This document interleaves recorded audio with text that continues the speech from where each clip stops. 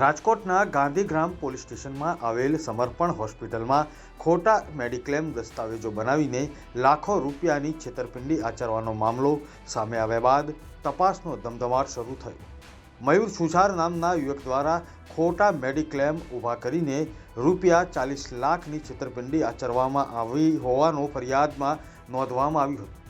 Gandhigram police દ્વારા આ તપાસ શરૂ કરાઈ હતી. 5 લોકોની અટકાયત પણ કરવામાં આવેલી છે.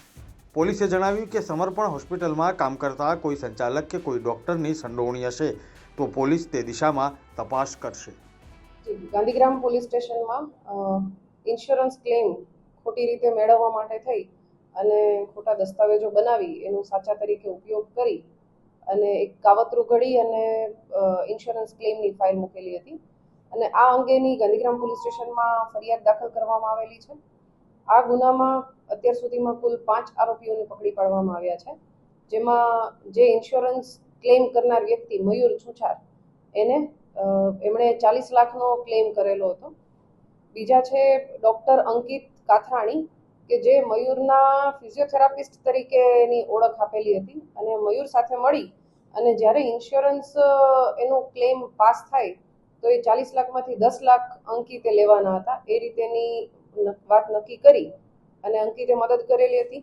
સાથે અંકિતે અન્ય આરોપીઓની મદદથી ખોટા MRI રિપોર્ટ પણ બનાવડાવ્યા છે અને હોસ્પિટલની ખોટી ફાઇલ અને હોસ્પિટલના ખોટા સર્ટિફિકેટ પણ બનાવડાવેલા છે.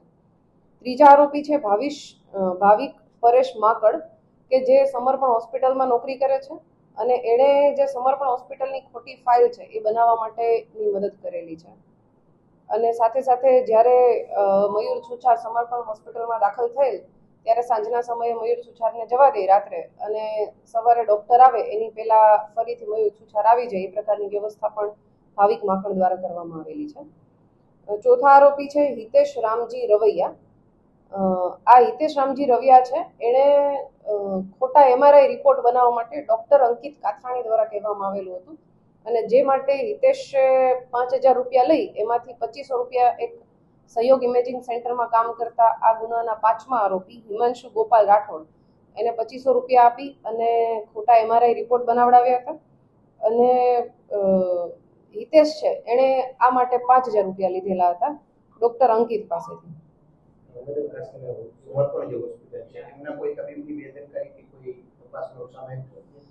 પ્રાથમિક દ્રષ્ટિએ પેલા 2 વ્યક્તિ વિરુદ્ધ ગુનો દાખલ થયેલો હતો અને તપાસ કરતા 2 દિવસમાં બાકીના 3 વ્યક્તિઓની સંડોવણી ખુલેલ છે, જેથી તેઓને અટક કરવામાં આવેલા છે. હવે આગળ સમર્પણ હોસ્પિટલમાં કોઈ ડૉક્ટર, કોઈ સંચાલક કે કોઈ મેનેજમેન્ટના અન્ય વ્યક્તિની જો સંડોવણી આવશે તો તેમના વિરુદ્ધ કાર્યવાહી કરવામાં આવશે.